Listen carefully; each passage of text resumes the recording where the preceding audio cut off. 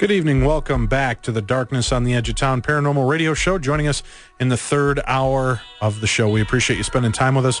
Originally, our guests for this hour were going to be Zach and Nick from the television show Ghost Adventures. We just had them on last hour. They came in graciously to spend some time with us because our first guest blew us off. Yeah. Was not able to show up. Brian Riggy or Rahi or... It's got a great voicemail message, though. Doesn't matter. He's not on the show. I heard it like 10, 12 times. Did you? Yeah. That's a bummer. But that's nothing to worry about because we've got in his stead, Mr. Dennis. I've got a good friend You've got of us. me? Yeah. Well, no. We've got so many people want to hear. No, I'm just kidding with you. Come on. Andy's laughing.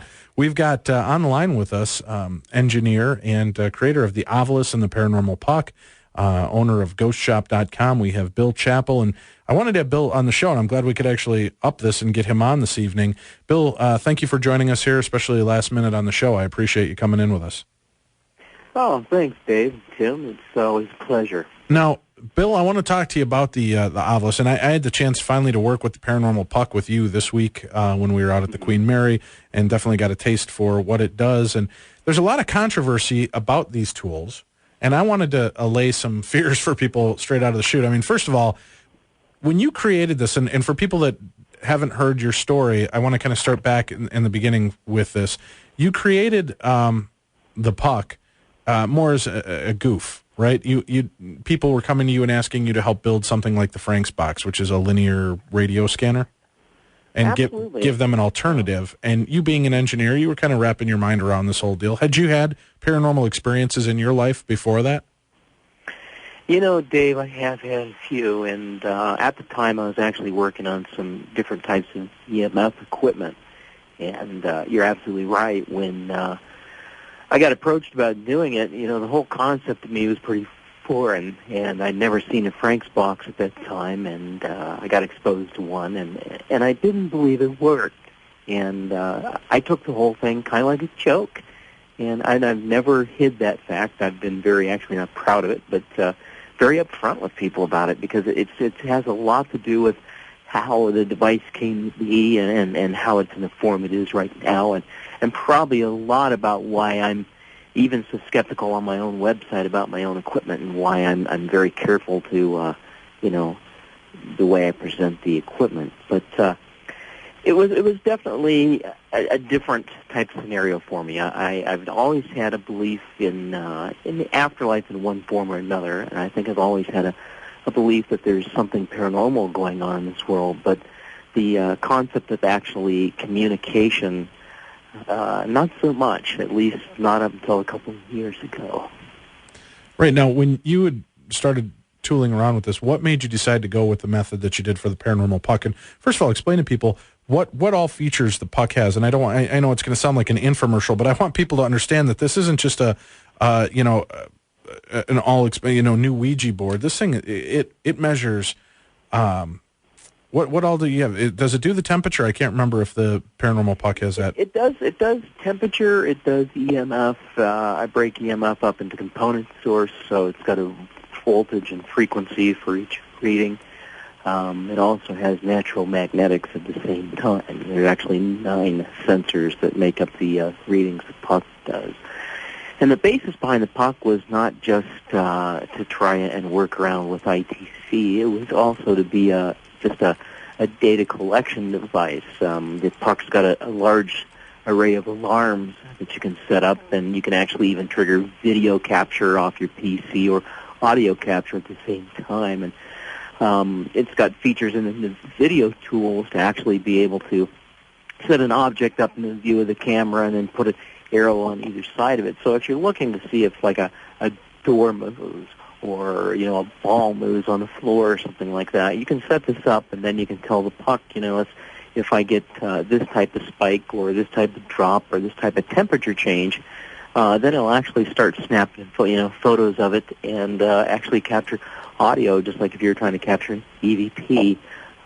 You know, I showed you some photos where we're out at the Queen Mary, and right. I did capture some EVPs out of my room, but it was myself talking in my sleep, so you know, it was entertaining, but it was definitely not paranormal. So, and if you have questions this evening, too, I'll mention this. If you have questions for Bill Chappelle about the Ovilus or the Paranormal Puck, we'll encourage you to give a call, 651-989-5855, 651-989-5855. A lot of people, too, are addressing this, Bill, in the fact of what, and I don't know what your opinion is. Everybody comes down on the Ouija board because it's, opening up portals to other dimensions and so on and so forth. And is there a fear that what you're doing with these tools could do the same thing to, bring evil into people's life? Now, first off, from my understanding is a Ouija board, the difference is with like Ouija boards and automatic writing, channeling, is you're allowing the spirit to use you and communicate through you to manipulate the planchette or to do the automatic writing. However, the Ovilus, the paranormal puck, you're allowing the technology to do the work, and you're asking, just like a recorder, you're asking it to communicate to you through this piece of equipment. So you're automatically you're making a buffer there. You're not inviting it in to talk to you. Mm-hmm. And now you take this very seriously too, because when I love the fact that you have a disclaimer. And can you give basically what's the disclaimer that you give for your products? The disclaimer is actually 3 pages long, plus an additional 1-page disclaimer that's on the website, and it goes over everything, Dave. But basically, you say you don't. Right. You say that you're not in any way guaranteeing that you're talking to ghosts. As a matter of fact, the odds are you probably aren't. It's just random words. But that things are going on, and even as the creator of this, you're not quite sure how exactly it works or why it's doing what it's doing, correct? Mm-hmm. Yeah, I take a lot of bad press for making that stand, and I see somebody putting for entertainment purposes only. If anybody's ever manufactured anything out there and ever had to sit down with an insurance underwriter, you'd understand why that claim is put on there. It's not that simple. You don't just jump out and make brash claims. Well, hey, even on our events, which we do, I have to put for entertainment purposes only on there because I can't guarantee that you're gonna come see a ghost. I can guarantee you that you're going to see the Queen Mary when you come to the Queen Mary, and I can guarantee you're going to see Jay, Grant, Chris, Patrick when you come to the Queen Mary because they're going to be there. But I can't guarantee that you're going to have a ghostly encounter. I can't guarantee, and we do it for entertainment, to come in and educate yourself, learn a little bit about this, and hopefully be able to get some cool interaction. We have a quick, let me take this call real quick, Bill. We've got Dee on the line.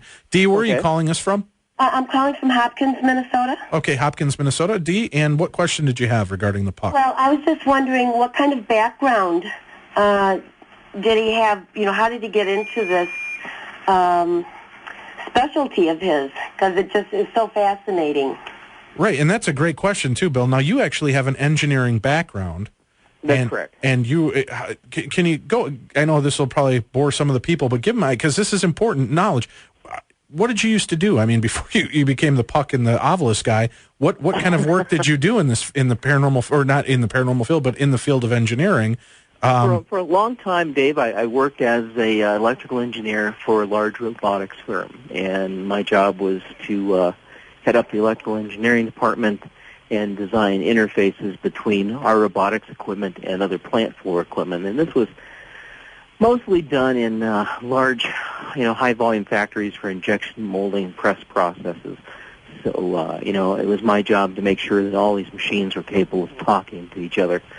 I did that job for several years, and then I worked for about 4 years for a semiconductor manufacturing firm, which actually produced lithography equipment for etching reticles and doing reticle handling for microprocessors and integrated circuits. After that, I spent about 2 years before I retired working for a venture capital firm that did acquisitions for military technology, and I spent a lot of time just going company to company that they were working on, currently purchasing and evaluating their engineering processes and the technology they use. So it's safe to say you're not just a guy who had a weekend hobby and was good with an erector set and a couple of walkie-talkies and figured out how to play with these things. You actually come from that this. Too. You have that. And did that answer your question, Dee, a little bit more about his background? Yes, it did, yes. Okay. Thank you very much. Did you have any other questions before I let you go? No, Okay. not really. Thank you. Thank you, and thank you for calling and listening in this evening. Thank you. I love your show. You guys are so great. Oh, thank you very much. We appreciate that. Bill, so you start breaking this equipment down to create something, and you're doing it kind of tongue-in-cheek, joking, but there's still some serious nature to this because you knew what you were trying to collect, right? You knew what kind of evidence you were looking for.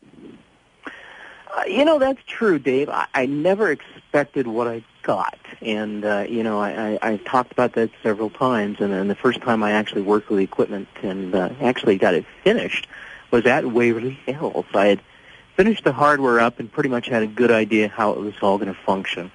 And I flew out to attend an event at Waverly and literally finished writing the hardware, the software for the unit at the function, just like if I was at one of your events. I was sitting at the very back of this room and had my back turned to everybody, and I'm sitting there with my laptop, and I'm finishing up the code. And, I think that and I've had a lot of people ask me about that night, and had that night probably not went the way it did, I probably never would have pursued finishing this equipment. So tell people, where did it go? I kind of thought we'd get something, but not what I got. Right, and tell people what did you get when you first worked with this? Well, the very first thing the device said to me after saying the word water about 5,000 times, which there was a programming problem, and I fixed. I finally got it running, and the device comes up and it says, "Lake water, Friday night you die," and it finished it off with a nice little exclamation point. And that pretty much shook me. I wasn't ready for that. I was expecting, Scooby-Doo and baseball or something. Right, just random words. And then it is, and the puck is driven out of the environment, so it's just like the Ovilus. It's never actually random. There's always something driving it.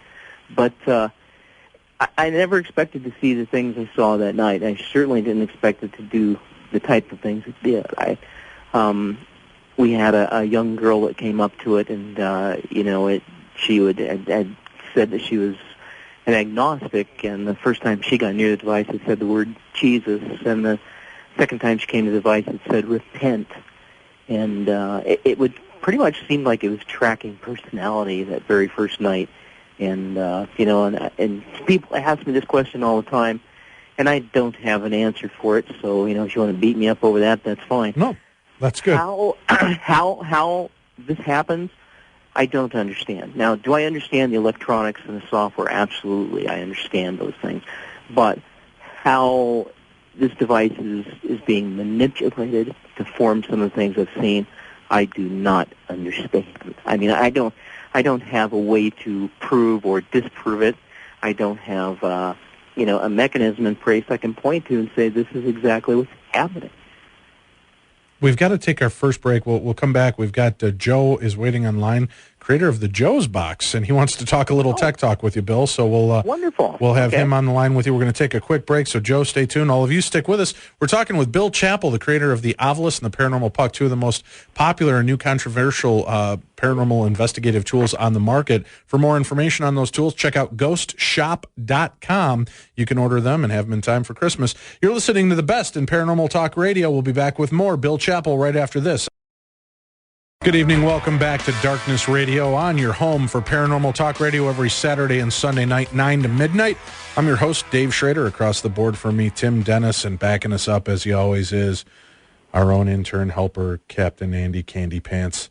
Thanks for being here, Andy. We've got Bill Chappelle on the line. Bill is the creator of two of the most controversial and most popular new paranormal toys, tech toys on the market, the Ovilus and the Paranormal Puck. And Bill, we have a caller calling in right now. His name is Joe, and Joe says he's a creator of the Joe's Box, and he wants to talk a little tech talk. Joe, welcome to the show, and can you explain to us what's the Joe's Box? We know what the Frank's Box is. What is the Joe's Box? Yes, a Frank's Box was the inspiration for Joe's Box. At the time that I first noticed Frank's Box, he was using AM radio tuners, and he was using junction noise from a transistor to create a varying signal to tune across the AM radio band. And then it was so noisy, especially between channels, that I thought I could do better with FM radio. Isn't it said, though, that the reason I thought AM was used is it's more of a talk station, so you're going to get more random words. With FM, you're going to get more music and more just crazy kind of nonsensical noise instead of something that can be pieced together into a conversational type form. it turns out that there's a lot more talk in the evening, plus it's not been a problem. Okay. It seems like when you're doing conversational sessions, even though there's a lot of music on, it just seems to select the vocal segments and forms messages.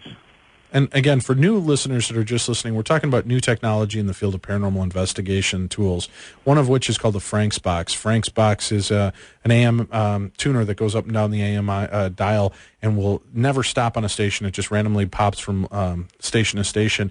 And the idea is that you ask questions or that the spirits can manipulate the sound frequencies to create a dialogue with you. Again, it's been something I've been skeptical on. I've heard it work in strange situations. We just did an investigation we've talked about on the air at the soap factory here in Minneapolis with the KDWB morning show, and took them in, and it actually was calling out for one of the characters, Crisco, one of the morning show guys, calling out his name and saying that it was related to him. So that was certainly interesting. Now, you're saying that you've taken it a different way, and you're doing more with the FM scanning.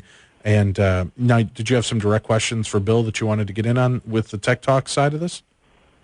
Yes, I wanted to ask him what he thought of my theory that this information that we're getting out of the talking chip and out of the random selected vocals from radio broadcasts is coming from random functions such as junction noise or oscillator interaction with tuners. In other words, I think that there's a basic function that varies, and you can go anywhere in the universe and the same rule applies. There's a random noise or a random oscillation, or you get noise from high pressure air escaping, or wind noise, surf noise. All those things have been shown to contain voices and messages. Well, Joe, I think you're absolutely on to something there, and I talk about this quite a bit. I wish I knew the absolute answers to these type of things. I state all the time, I don't think we're chasing down one phenomenon. I think we're looking at many different things at once, and that's one of the most difficult parts of this, and it's one of the reasons when I talk to people why we need a lot of people doing research. We need more people to get involved and try different things, because the second someone slams that door and says, no, this won't work because I just think it won't, we miss out. But I do know what you're saying, because it doesn't have to be necessarily a haunted venue or any place in particular to seem to get these kind of things. But the thing I noticed, and I bring up a lot when I talk about this, is that I probably differ with people on the frequency that I think these things actually occur at. I pretty much refer to EVP as a benchmark. You don't turn your tape recorder on and get 2 to 3 hours of solid EVP. In fact, you might do 8 or 10 hours and get 1 or 2 seconds. And I more think when we're really dealing with what's a true communication, I think it's more along those guidelines, at least from what I've seen. I know people have some different experiences, and I welcome hearing those. But I think you're right. Like I say, I'm just real hesitant to say that it is just one thing. I think it's so many at once, and I also think that the people involved play a huge portion in this, and I think sometimes it's simply just pareidolia, and I absolutely have to throw that out there. But I've seen things that are very, very strict, and there's almost no contention to the question being answered with an absolute response. So, it's always going to be something we're going to have to keep looking at. And did that answer your question? Yep. I think it's the engineer's mind that has me looking for a single answer. It's kind of like Einstein looking for the unified theory. It's just the natural thing that my brain kind of goes that way. Right. But, Well, and I do agree with that. I kind of got a clue as to what was going on with Frank's box from the fact that he got his idea from Stephen Beyond, who wrote the EVP Maker. Mm-hmm. EVP Maker uses random numbers to sort vocal recordings, voice recordings or crowd noise or whatever, and creates or sorts them randomly and gets messages similar to the way the box works. And if you think about some of the other fortune-telling methods, they rely on tossed coins and shuffled cards, all kind of random function. Mm-hmm. So that's what led me to the way that I use in my FM tuner. I don't use a noise source or an EMF source. I use a free-running oscillator that triggers the scan on a FM chip. So it occurs at random times, and the vocals you hear are very brief and occur at a random order. But when you listen to the message, it makes sense. It has several different voices creating a single thought.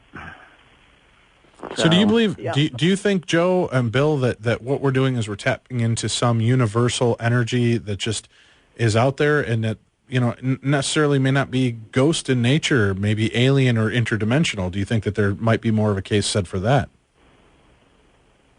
Well, I have a far-fetched theory, because I'm not much of a theologian, but if you buy into the idea that God created the universe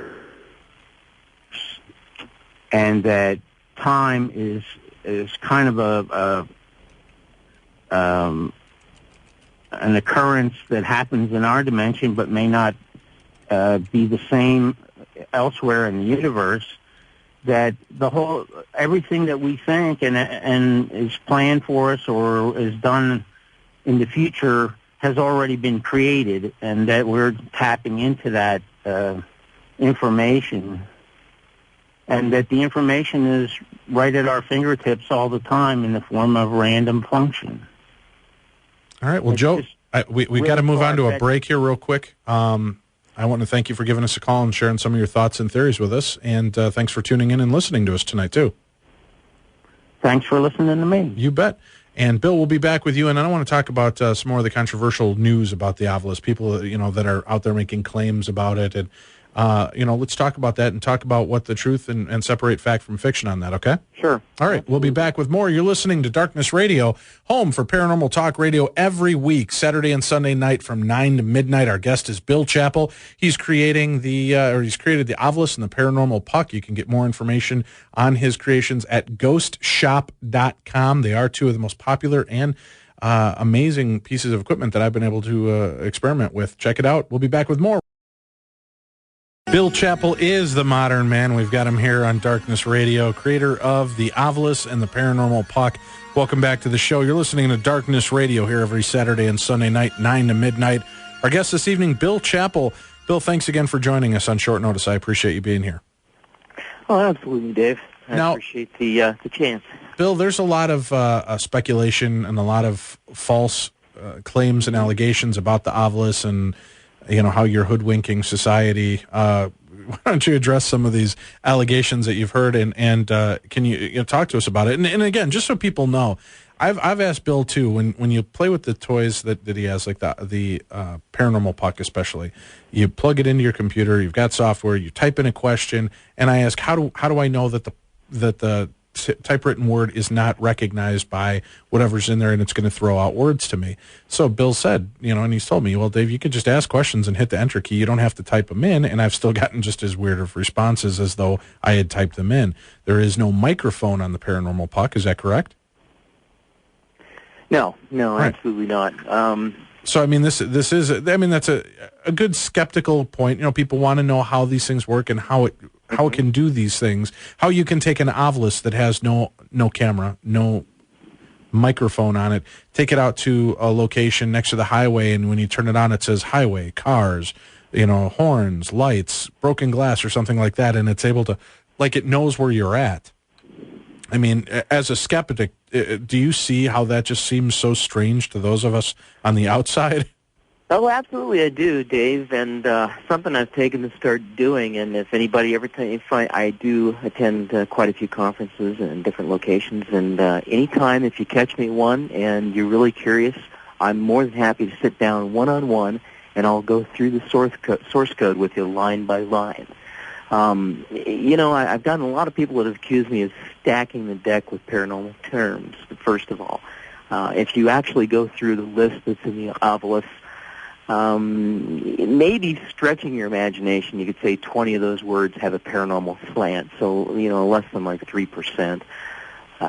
You know, but there's no form to the Ovilus. In other words, I'm saying I don't put anything in any kind of sequence, nouns, verbs, or pronouns, anything like that. The list was constructed, put into alphabetical order, and then listed 1 to 20 all the way down the list till we hit 512, and then sorted, you know, by that type of sequence. And that was done 7 times and hard-coded right into the source code itself. So, but I do understand why people think that, you know, and I scratch my head about it a lot too. I had a gentleman that had a little conflict with it because he was sure I was doing some other things, and then pretty much called me on the boards about protocol. And I'm going to go through this and explain it to everybody because there is no protocol here. He was concerned that I needed to develop a method or a protocol or a system so that spirits would know, you know, what word equals what value or something like that. And I can understand the logic behind that. But the fact of the matter is the device is much simpler. Here's how it basically works. If the energy level of the device reads as 1, it will say the first word in the dictionary. If it's 100, it will say the 100th word in the dictionary. So anyway, that works anywhere from 0 to 512. And it's basically that straightforward. There are no algorithms or no methods in place to tell this thing to say this word and this word in combination. It absolutely does not work that way. And like I say, if you catch me out at one of the conventions, as long as I'm not sitting in the booth, but if you catch me and you want to talk to me about it, I'm more than happy. I'll sit down and make time with you, and I'll show you start to finish how the whole thing works. Bill, what blows me away is, okay, so each word has a, you know, 1, 2, 3, 4, all the way up to 521. How do the spirits know which words to hit and how are they manipulating the energy? In your opinion, as an engineer, how would they manipulate that energy and know what they needed to do to communicate with you? Boy, that's the $24,000 question. That's probably one of the biggest problems I've had with my own equipment all the way from the very beginning, Dave. And I think you and I have talked about this. From the time I first produced the first prototypes for the Paranormal Puck till the time I actually came out and put it out on the market, there was about almost an 18-month period of time there. And I wrestled with this on a daily basis because I do not understand the mechanism myself. In fact, in the original Puck, the word list did not come up on the side, and it bothered me so much, I finally put the word list up on the side, and for a long period of time in the software, I had a training mechanism so that, you know, that literally you could just sit there and watch it pick through different words. Then my thought was, well, maybe, you know, if they can manipulate energy, or if whatever this is can manipulate energy, possibly it can, you know, configure this out. I think Jeff Belanger had one of the simplest scenarios for this I've ever heard, and he said, you know, because we were talking about exactly this scenario, and then I even expressed to him how much it bothered me, but I think he had a very concise way to explain it. If I set you down in front of a large panel, and I gave you 512 switches, and every one you push said a different word, how long would it take before you could do rudimentary communication? And I really kind of think it works that way, but with the Ovilus, you know, I don't know how this goes. I don't know If it's a learning process, a learned process, I don't think so. I've seen people pick them up from day one and get some pretty interesting things. The first time I've ever dealt with paranormal puck, there was no history behind it, and there was absolutely no learning curve. So, it's one of the quandaries I've got, and I'm very open about that. That's one of the reasons why, when people look at this and then they read on my site, I talk about this. But, as far as from that standpoint, I absolutely do not have an answer how this is possible. That to me is the strange part. I mean, as the inventor, we always want the silver bullet. We want to know what does everything. How is it that you can create this, know how it works, know the engineering, but not sure how the spirits or whatever is communicating are manipulating this? I mean, you said that you were thrown by the whole idea of when it started. You were just about as blown away as everybody else on the investigation. Mm-hmm. And it seems to me that continues on with you as well, correct? That it's just a strange deal you can't wrap your head around to this point. What more tests do you think need to be done to understand this type of technology, and how often are you updating and twisting what you've already created to try to get those answers for yourself? Well, Dave, it's a continual process for me. I work on it almost on a daily basis. I think, I've got a project called Reverse EVP that I'm working on currently that allows me to actually create EVP, and the same process allows me to manipulate a hack or, my own kind of equipment and a K2 meter. And what I'm trying to do is going back to what Joe was talking about earlier, is really pick one methodology and see if I can't prove it out and come out with a concise theory that makes sense. And that's really where I'm heading right now. I'm doing a lot of work on some new products and actually going to go away from EMF and completely go into a whole different spectrum to start trying to do the same type of thing. And it's just the kind of thing that I have to throw it out, see what works, and then try something different. But, absolutely, if I had the answer to this question, we wouldn't even be having this conversation. And that's pretty much the end all with this. It's just like asking everybody, okay, I know I get EVP on my tape recorder. How does it happen? And you'll get 100 different responses. Have you experimented at all with, we always try to talk to disembodied spirits or ghosts or interdimensional beings. Have you ever tried to just, hold a communication with aliens? I know you do experiment. No, not in particular. No, okay. I have not. Oh, I didn't know if this was something that, we used the different equipment, and I know that Frank Sumption, who created the Frank's box, claims that he gets alien communication through his Frank's box as well. Mm-hmm. And I didn't know if that's something you'd ever tried. And you're going to be out at the Ep158 Ranch, Trout Lake, Washington event with us. Right. And we're going to give that a shot. Now, one of the cool stories I had out there, I was out there in July with Susan and Kim, two of my dear friends and managers, and we were out. I wanted somebody else to see what goes on here. And at one point, we were in a talk, and these lovely people wanted to go out, and they were going to do this big experiment on orbs out in the field. So we all went out and, reluctantly, more orbs. Okay, great. So I pulled out my chair, popped my chair, set it down in the field, and sat down, getting ready to see what happened. I turned on the Ovilus, and the first three words out of this were chair, field, orbs. And I turned it off. I'm like, damn it, why didn't we have the video camera going? So Susan and I made sure that every time I turned it on, I'd have the camera going. So I walked up to James Gilliland, the creator, or the owner, rather, of Ep158 Ranch, and I turned it on for him, and I explained what it did. And then, it's just randomly going through words like couch and father, mother, sorry, blah, blah, blah. And then I said, if there are any extraterrestrial beings here that would like to communicate, what can we do to make things easier to communicate with you? Now, during the big meeting we had just come from, the spiritualists, the people that were there, said that what works best for them is joy, love, peace, music, harmony. Those are what they believe bring the aliens to us. And as soon as I asked the question, what can we do to make communication easier with us, the Ovilus began saying joy, laughter, listen, music, understand, remember. And it just went through all this. It was almost the exact same rhetoric that I just heard in this, talk. And it was spitting them out. And it had gone from just saying random words like couch, bed, mother, father, sorry, fell, to suddenly it's randomly knocking off, but all the words that were just used in this talk about what makes communication better.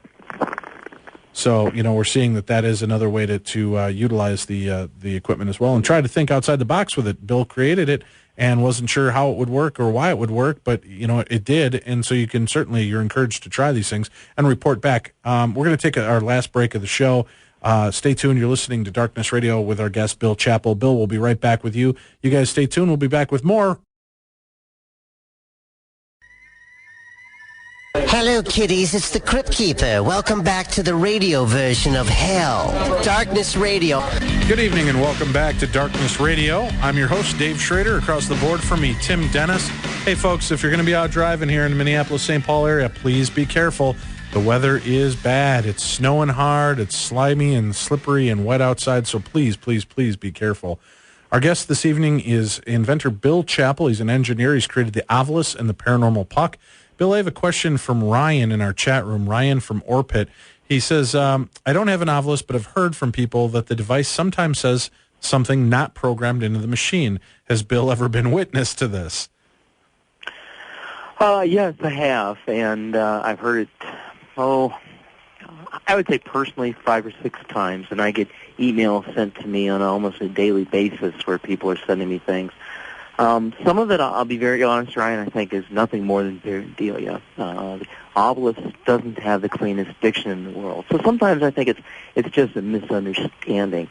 Now, in the current version, I've actually implemented the dictionary in sequential order so that you can look at the text list and go back and listen to every single word the device says, so that you know exactly what's going on. You know what the enunciation is. And to go farther in that point, I actually secured the rights to the chipset that produces the speech, and I've been working on cleaning up the enunciation. Great. And but now I've actually been out with the machine and heard it say things, and then I call you and I say, Bill, is this word in there? And we've had recordings of it. So it does seem to be piecing things together that have absolutely nothing to do with what the words are that you put in. Well, that's correct. The device has always had the ability to compound or truncate. In other words, you can start with one word, stop, and then complete with another. And that ability's always been there. The way it works, I never thought I'd actually see it with any frequency. But we do seem to be seeing it. Now, you've actually, the one thing that interests me, too, is that it calls out the name Seth an awful lot, and you do not have the word Seth in the dictionary. There's not even words that resemble Seth. Correct? I mean, what are some of the key words that you hear that are repeated a lot, and even words that you've heard it say that you know that you haven't keyed in? Well, Seth is one. There are several swear words that keep coming out that I absolutely know are not in there. And I'm not going to repeat those on your radio show. Right. But, that does come up quite a bit. The fat size thing you've told me about, yes. I now have got that from 4 or 5 other investigators. Ah, good. So I'm not the only one. For those of you, you're not the only one. But like I say, I always question whether or not someone's actually heard that or heard something that and misinterpreted it. So, I'm constantly working on trying to clean up the diction on this thing. And well, I've gone through the dictionary and the listing that you've given me, and I can't even find words that might be like, ley lines that it sounds like. And I joke around because I've turned it on a few times when I'm sitting at my couch where I do most of my work. I do a lot of my work from home, and I'll turn it on, and it'll say, couch, sit, fat thighs. And I curse at the stupid thing every time it does that.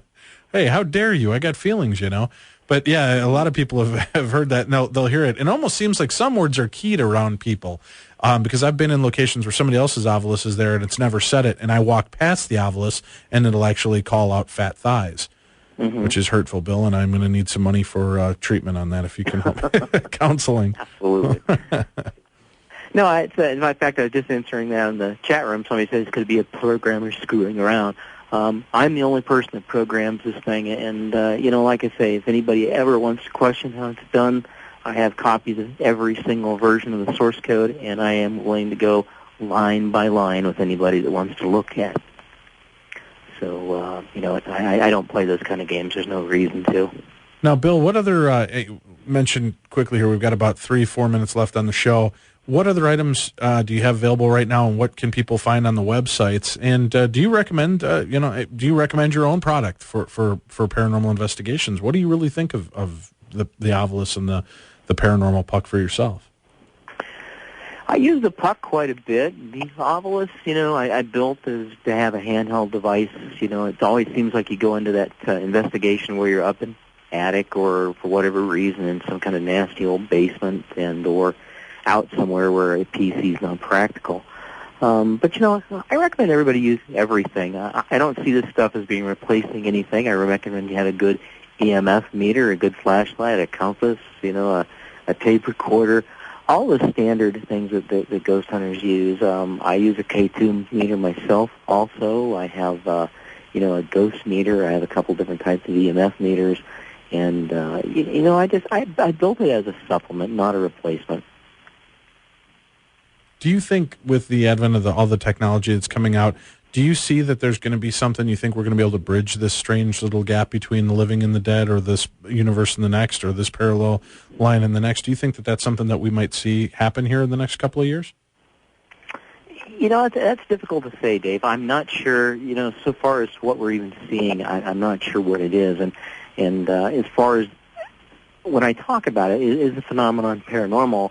As far as understanding goes, yes, I believe it to be, but I'm not even sure it's not a fabrication out of our own minds. I'm still, the jury's out with me whether this isn't just some kind of very elaborate PK that the user herself is producing. So I'm not sure. I'd like to say yes. I know I keep working on new things. I know there's several people working on it, and hopefully one of us will stumble across it. And I shouldn't put it that way.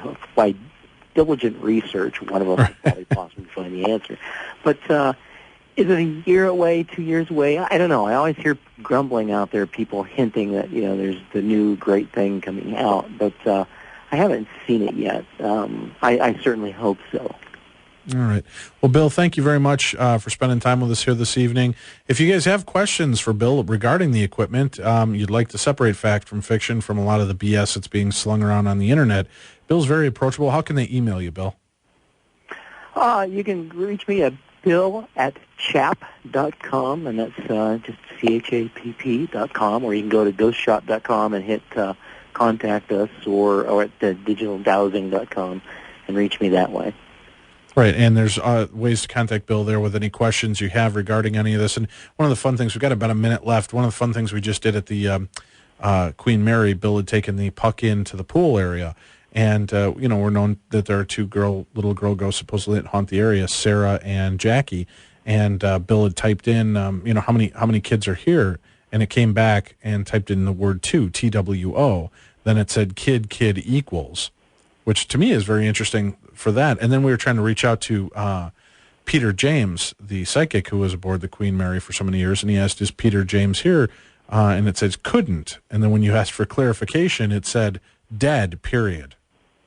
And that was it. And when you see stuff like that, does that seem pretty profound to you, that it's not just random words that just happen to come up at that question?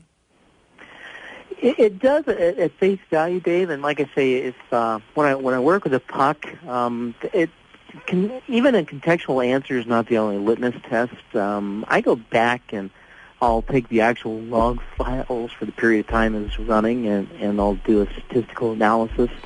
What I'm looking for is what the deviations are, and I'll actually go back and see if there's another reason. In other words, not only is it contextual, but did something change enough to make me believe that what I'm seeing is an event more than just ambient jitter in the environment? So, well, Bill, I haven't got a chance to go back and look through those yet. We just got back on Friday. Yeah. So. Well, continued success and luck with that. You know that we're in your court. Love your equipment. Think you've got a great mind for the stuff. Look forward to seeing you on Children of the Grave 2 and The Possessed from the Sci-Fi Channel. And keep us in mind when you have new stuff popping up. Okay, Bill? I appreciate it. Thank you. And thank you all for tuning in to the Darkness on the Edge of Town Paranormal Radio Show. We appreciate you spending your weekend evenings with Tim and I. We'll be back again next week with brand new shows right here on your home for the paranormal.